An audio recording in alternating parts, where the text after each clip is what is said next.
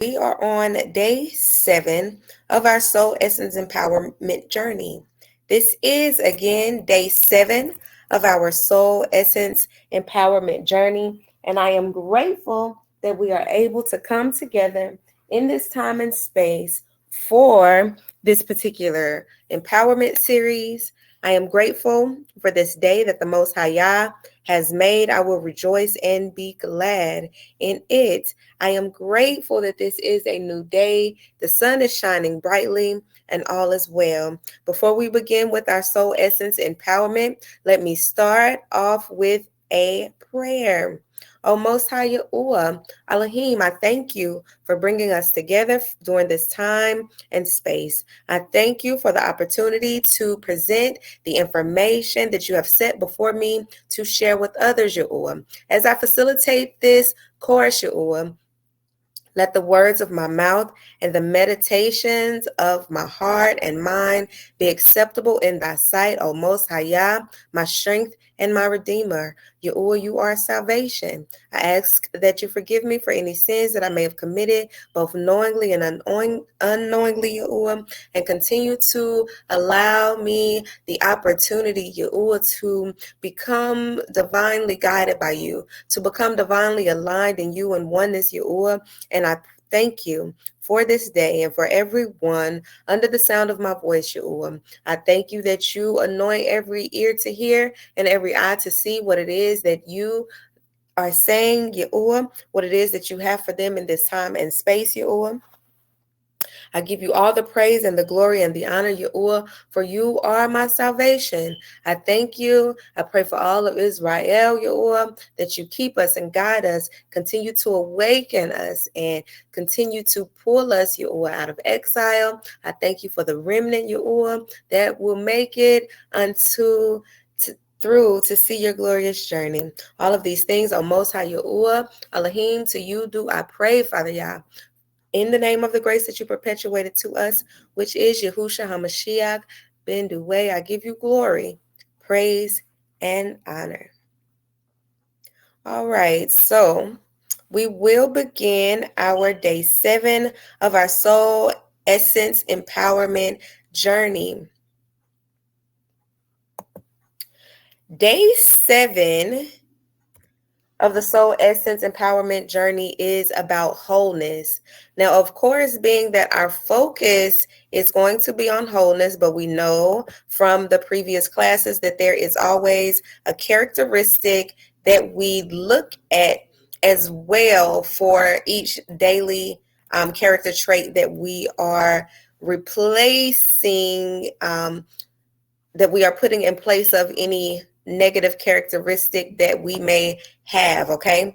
And so our theme for day 7, we're going to look at healing. So we'll be looking at healing and wholeness, all right? Healing and wholeness. And to get us started, healing is what we'll talk about because healing is very important when it comes to the characteristic of wholeness. We understand that during this time of fasting, again, we're fasting from character traits that are hindering us or that no longer serve us. We're casting out and rejecting everything that gets in the way of us walking in the fullness of who the Most High Yah has created us to be. All right. Now, in order to do so, we must understand a few components. That during this time of fasting, we will allow the Ruach HaKodesh, which some also call the Holy Spirit. Remember, I will be using the Hebrew terms and integrating them. I'll interchange them for the purposes of understanding, but I am Hebrew, okay? So I will use the Hebrew term as opposed to the Roman, Greek, or Latin terms that you all are used to most often. But we want to allow the Ruach HaKodesh to show us any people that we need to forgive, okay? This is a part of the healing journey. Unforgiveness is like a leaking reservoir. Water will flow in, but it drains out again, and this robs us of our abundance. So anytime we are walking in unforgiveness, that is actually not hurting the other person. It is hurting us, Okay, so we want to make sure that we don't do anything to hurt ourselves, because that really doesn't make sense. So we want to examine any areas that we may be harboring any unforgiveness in our hearts, or anything like malice, anger, any low vibrational emotion that will lower our frequency. Because the purpose of this fast is for us to raise our frequencies, right? So in order to raise our frequencies, we have to release things that lower them. It just isn't worth it to hang on to any past situations. So we're going to allow Elohim, which also some people will say Elohim, but we're talking about God, the Most High God anyway, to heal us by asking for the grace to forgive. Forgiveness requires grace. This is an extension of grace. We know that we are given grace from the Creator, right? So we just allow that grace to flow through us so that we can forgive other people. This will help us to take the focus off of ourselves and shift it on to Elohim's best will concerning our lives, all right? We're focused on progress. We're focused on moving forward. Now, in the chat, I want you to place, if you are aware of any unforgiveness that you have in your heart, just say yes or no. You don't have to tell me the specifics, but if you can think of something right now that comes to your mind in regards to, something that you need to forgive somebody else for, or an experience that you are holding on to or harboring on that is just not serving the purposes of having a high vibrational frequency, then I want you to just put yes or no in the chat. And while we are looking at this particular lesson, we are going to go ahead and plan and purpose our hearts and minds to reject and cast out of us the unforgiveness that we've been holding on to. We're going to cast it, paralyze it, and cast it into a dry place, because we don't want to release it for somebody else to have to endure, but we want to cast it out and reject it and paralyze it so that it doesn't begin to be a vibrational entity that's roaming around trying to get attached to other people. All right. Now, the Reverend Franklin Hall has been famously quoted as saying, "Fasting brings you into direct contact with unbelief so that it can be healed and removed. It isn't truth that controls you, but what you believe to be true." All right, don't let that go over your heads, right? It isn't the truth that controls you, but it's what you believe to be true. And how many of us know and understand that something that we can believe to be true may not even be truth at all? Because our beliefs are going to be based on our ability to perceive how we perceive things, what's in our heart and what's already in our mind. If a person is a negative thinker, right, then everything that they perceive is going to be negative, but that may not be the intention that the other person was trying to relay, or the intention that that other person was walking in. Okay, so again, it isn't truth that controls us, but what we believe to be true. So when Yahusha healed the two blind men in Matthew 9:29, he asked them if they believed that he could heal them. When they said yes, he touched their eyes and said, "Become what you believe," right? Because the whole thing about believing is that some people feel like it's like a hope or wishful thinking, but that's not the way we attract things to us. We have to believe in the sense of we have a firm confidence and we know that it will happen. In order to manifest it, we must actually feel it within our being that what it is that we are already seeking has already taken place. Now, what if Yahusha made you the same offer today? What is it that you would believe about what you can become? There's a therapist by the name of Dr. Patrick Carnes who tells us the story of a hypnosis patient who was warned that the psychiatrist would place a hot coal in her hand while she was undergoing hypnosis. As you might expect, when the doctor instead placed an ice cube in her hand, the patient responded as if it were a hot coal. She jerked her hand back. So beliefs are very powerful. What you might not anticipate was that the woman's hand actually produced a blister. What you believe determines what you become. I spoke in one of the previous classes about, and we'll also speak later. You'll hear me say it over and over and over again in this class, because the things that we harbor onto, people who harbor onto unforgiveness, anger, hatred, malice, those things actually turn into physical ailments, right? So there's a quote that I always, sometimes I will quote one of the Christian preachers or pastors, because some things that they have said really makes a lot of sense, some of the things, right? And so there's a quote by Joyce Meyer, and it was about harboring unforgiveness. And she said that holding on to unforgiveness is like drinking poison and expecting the other person to die. Well, literally, that's what holding on to unforgiveness is like, literally and figuratively, because those low vibrational energetic frequencies, anger, unforgiveness, hatred, malice, all of that stuff that people feel like, that they typically project onto other people. They typically project these things onto other people, and all of those things will actually turn into physical ailments. It is a scientific fact. Research has proven it. For people who like science data, go look it up, okay?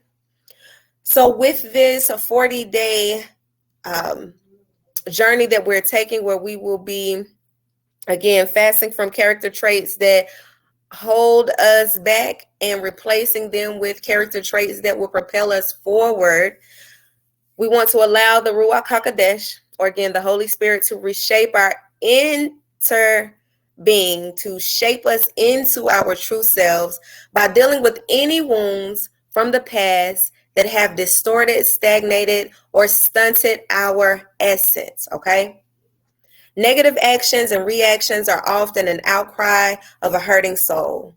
You become the hurting that hurts and the disappointed that disappoints, right? Because you've taken on those low vibrational frequencies. So the only thing that you can put out are those low vibrational frequencies. And sometimes people get stuck into this trap of victimization, and they don't realize that where in situations where they feel that they have became a victim, they then take that energy and cause it to manifest in other people's lives. So you're a victim who's creating other victims because you have unhealed hurt and wounds in your heart that you need to deal with.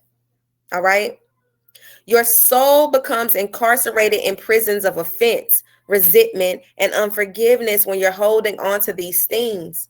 All right. And we want to make sure that we are shaking ourselves free, that we are freeing our souls, because we were meant to walk in freedom. We already have oppressors that try to oppress us. There's no need in allowing ourselves to be an oppressor to ourselves, right? How you see yourself is based on what's been reflected back to you through events and words that others expressed. And if we are going to have any words that someone else has expressed about us to actually take and make an impact on our lives, then we have to make sure that we're getting into the scriptures to see what the Most High Yah has said about us, about who we are, right? And who he's called us to be, and how great we are, and how we are a royal priesthood and a chosen generation. We don't have to hold on to the words, the negative words and opinions expressed by others, because those words and images govern and control a life which will force us to develop coping skills in order to get through life with minimal pain and rejection. But that will also cause us to keep a lot of things out that are meant for our benefit. And these negative patterns will prevent us from fulfilling our dreams. They cause us to doubt ourselves, so that seeds of potential that we may hold inside will die locked inside of us. All because our soul remains unhealed. Now imagine it being and thank goodness we were all given the opportunity to see this day, but imagine dying still full of your potential. Imagine ceasing to exist in this physical realm, and you have locked on the inside of you everything that you could have been, but you allowed things that other people did as a means to hurt you to actually cause you not to grow or not to manifest the great life or to be stuck, right? Sometimes people will do things that are intentionally to hurt us, and they'll do it one day. But now imagine taking that one day and spreading it over the course of the rest of your life. Do you realize how much power that gives to another person that they don't need to have? All right. Ultimately, our soul must be healed of self-focus. When humankind first chose to walk away from the healthy relationship, that divine alignment with the Most High Yah, and to relate instead to the gods of this world, lust, corruption, all of that type of stuff replaced true purpose and completion and wholeness. So now, rather than the stream of living water overflowing to others around you, there are people with parched souls who seek any thirst quencher that the world has to offer, instead of being truly and divinely aligned with the Most High and walking in power. The door is open to exile rather than the promised land and its corresponding opportunities and abundance, because we are choosing to allow ourselves to be oppressed. We are choosing to stay in an oppressed state, in a stagnated state, instead of walking in our power. Again, I speak of power often. We are made in the image and likeness of the Most High, so there is a power that we have, but we have to be able to tap into it on a high vibrational frequency. All right. Beth Moore tells the story of being in Angola and seeing the devastation of extreme poverty there.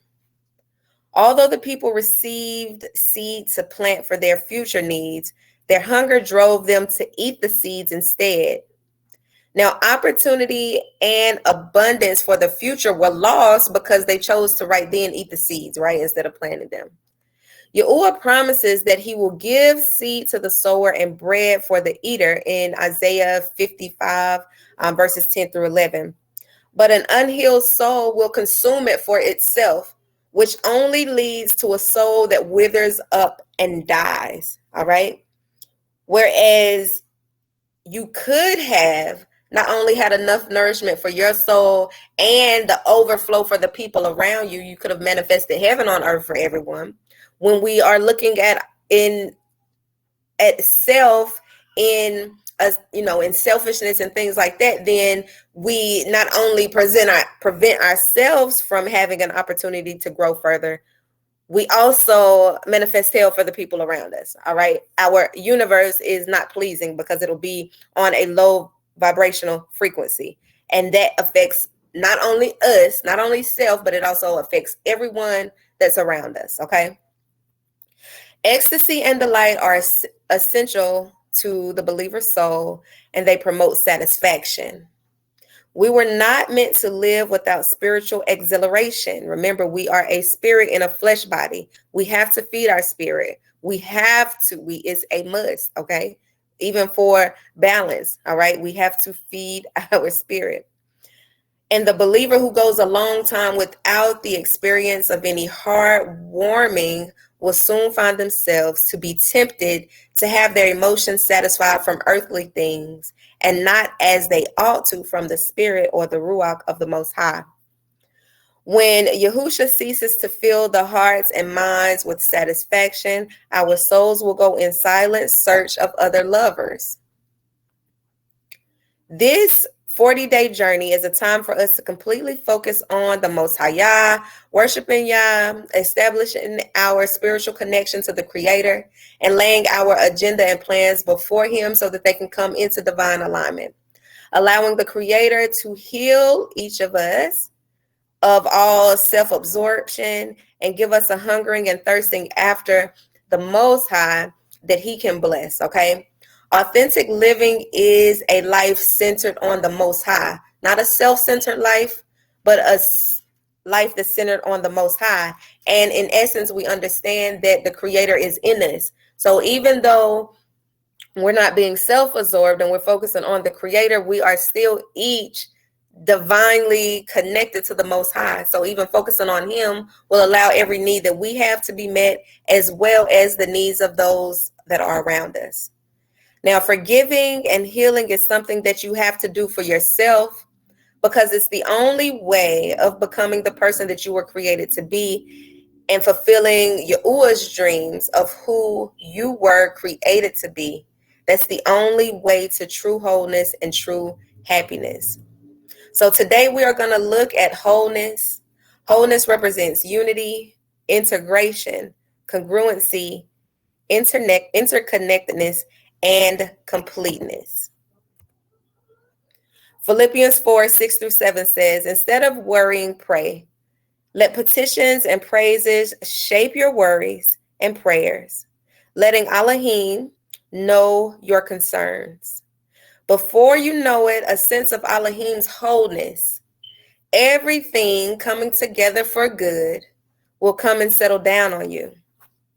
It's wonderful what happens when the Hamashiach displaces worry at the center of your life.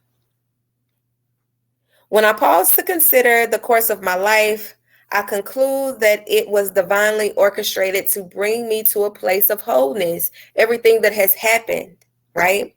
Denying, rejecting, judging, or hiding from any aspect of our total being creates pain and results in a lack of wholeness because it's inauthentic. We cannot adjust what we are not prepared to address. We are the sum total of all of our experiences, whether good or bad. Everything that has happened up to this point, whether it was good or bad, created the us that we are today. Wholeness represents a total integration of every facet of our life's experience. It is the only way to live with congruency, interconnectedness, and completeness. Colossians 2:10 is where Paul told the Colossians, you are complete in Him. So you want to allow Elohim's Spirit to bring healing to your heart, wholeness to your soul, healing to your mind, and that degree of completion that we all long for, that wholeness that is necessary, okay? Now, the final point for today, we can only be complete if our hearts and minds are not divided between blame and acceptance, okay? Wholeness requires us to accept responsibility for what we choose to let or to allow to inhabit our hearts and our minds, right? Responsibility, accountability, it's required for wholeness. So wholeness, again, wholeness requires us to accept responsibility for what we choose to let inhabit our hearts and minds. The one quality that authentic people have is their willingness to take responsibility for their life. When we allow faith and forgiveness to liberate and heal our soul, we will be well on our way to living on the summit of wholeness, all right? When we allow our faith, our confident faith, not wishful, hopeful thinking, but confident, what we absolutely know, right? What we are intentionally willing, okay? When we allow our faith, our confidence in the Most High, and forgiveness and healing to liberate our souls, which is our mind, our will, and our emotions, right? We will be well on our way to living on the summit of wholeness. Now, there's a quote by Oscar Wilde which says, nothing can cure the soul but the senses, just as nothing can cure the senses but the soul. So understand internally we have to feel, see, think, smell, right? We have to understand that all of those things are affected by the way we think. It's affected by our mind, our will, and our emotions, all right? And the way that we perceive things that happen throughout the day is going to be contingent upon whether we are vibrating at a low frequency, which of course is not in divine alignment with the Most High, right? Or whether we are operating in a high frequency, which is absolute divine alignment with the Most High. Now, Of course, you all know that the remaining time, you get 30 minutes allotted for your journaling purposes, and that goes to the completion of fulfilling this hour workshop. Okay, so now our action steps for journaling are identify your most pressing concerns. What causes you to lie awake at night and worry? What distracts you and causes you to furrow your brow throughout the day? Who or what have you allowed to steal your peace? Keep in mind that's giving them too much power over you. So take that power back. Be able to answer these questions as you're journaling. You have the time to sit with yourself and take the introspection that you need and be honest about it. All right. And write it down as you're journaling. Your next action step is to make a commitment to yourself to never wish that things did not happen. Okay. Of course, I'm pretty sure that we all have gone through some pretty awful things. I absolutely know that I have. But I don't waste time wishing that those things haven't happened. There are a lot of things that I can look at right now. Now, of course, when I went through them, they were awful. But right now, I can look at them and see where those things were used for my good in order to make me a better being, in order to increase me in the spirit realm, definitely, but in order to increase me in things of the spirit, as well as my knowledge, wisdom, and understanding. So I value those things for the good that came from them subsequently, even though people meant those things to be for my bad. I know that the Most High utilized those things for my good, and I utilize that the every opportunity that I get to give the Most High praise for it. All right. But we know we can accept, learn, and grow from every experience. So take a look at even the things that you wish didn't happen and find a silver lining in those things. Accept that it's happened, all right, so that you can move on. Forgive whoever did whatever so that you can move on and heal. Find the silver lining to see what it is that you learned from that experience and in what ways you were able to grow. Your next action step is to take responsibility by shaping every irritation, offense, anxiety, or doubt that you currently experience into a prayer, okay? Write down what you notice happens as a result after you pray, with intent, of course, into a high vibrational prayer. Let me make that specific because we already know that words are spells regardless. So we want to make sure that we are using our words to bring about a higher vibration of things and experiences in our lives to help us increase our frequency. Now, after you take responsibility by shaping every irritation, offense, anxiety, or doubt into a prayer, and you write down what you notice happens as a result, who are you able to forgive? And how will this affect your network of relationships? Does it make your relationships that you currently have stronger? Are you able to expand and allow, a safe space for other people, or to allow, different people, your destiny helpers, into your life? All right. So again, identify your most pressing concerns. What causes you to lie awake at night and worry? What distracts you and what causes you to furrow your brow throughout the day? Who or what have you allowed to steal your peace? Secondly, make a commitment to yourself to never wish things did not happen. Accept, learn, and grow from every experience. Lastly, take responsibility by shaping every irritation, offense, anxiety, or doubt into a high vibrational frequency prayer. Write down what you notice happens as a result.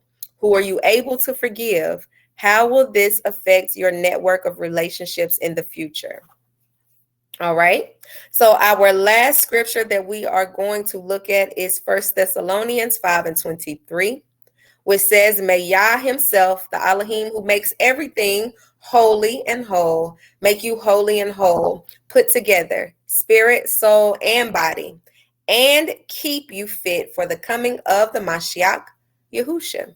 All right. And I want to remind everybody what holiness is, right? Holiness is being set apart for the use of the Most High. That's what holiness is. Some people think it's like a super duper perfection. You gotta, nobody's perfect. If we were perfect, we wouldn't need the Most High. Holiness is being set apart. Okay. You do things differently. You're not following the crowd. You are set apart for, made by, and set apart for the use of the Most High, to allow the Most High's kingdom of heaven that's placed on the inside of us to manifest in our outward realm. Okay. So thank you all for connecting with us today. Remember that if you need to contact us, we are Images Empowerment, and you can contact us at 336-528-4833. On social media, you can find us at Images GSO. That's M is in Mary, A, G is in George, E, S is in Sam, G is in George, S is in Sam, O. And that's on Facebook and YouTube. We don't do any of the other social medias right now. If you need to contact us for anything, any questions, concerns, or comments, make sure that you contact us at imagesgso@gmail.com. And for all things, you can also go to our website, www.imagesempowerment.org.